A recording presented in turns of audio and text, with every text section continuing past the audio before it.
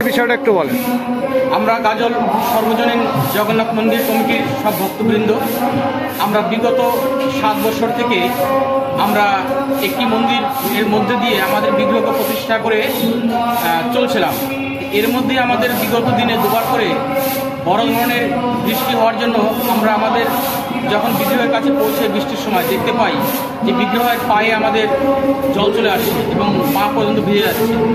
তখন আমরা আমাদের গাজলের ব্যবসায়ী সমিতির সম্পাদক এবং আমাদের এই মন্দির কমিটির চেয়ারপারসন মাননীয় বিধানচন্দ্র রায় মহাশয়ের সঙ্গে আলোচনা করে আমরা এই মন্দিরের নির্মাণের চিন্তাভাবনা করি।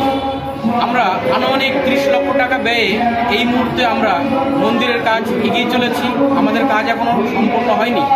আমরা গাজলবাসী এবং বিভিন্ন জায়গা থেকে সকলের সহযোগিতার মধ্য দিয়ে আমরা এই মন্দিরটাকে প্রতিষ্ঠা করছি।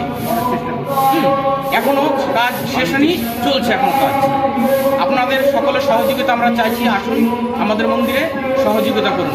আজকে কি প্রোগ্রাম করলেন? আজকে আমাদের এই পুরনো মন্দির থেকে নতুন মন্দিরের নবনির্মিত দ্বারোদ্ঘাটন হচ্ছে। আমরা সেখানে সমগ্র গাজলবাসীকে এই দ্বারোদ্ঘাটনের পর আমাদের আরতির পরে শেষে আমরা প্রসাদ বিতরণের ব্যবস্থা করেছি। কি কি প্রোগ্রাম রয়েছে এই উপলক্ষে?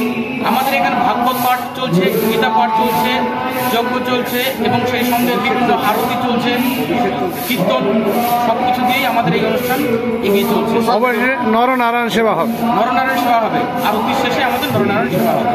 আপনার নাম এবং কোন পদে? বিশ্বাস, জগন্নাথ মন্দির কমিটির কোষাধ্যক্ষ।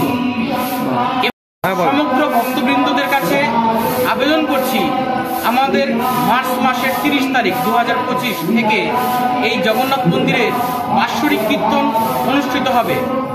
আগামী 30শে মার্চ থেকে 7ই এপ্রিল আপনাদের সকলকেই আমরা এই অনুষ্ঠানে আমন্ত্রণ জানাচ্ছি। আপনারা আসুন, সহযোগিতা বাড়িয়ে দিন। 48 প্রহর আমাদের এই লীলা কীর্তন অনুষ্ঠান সম্পূর্ণ হবে।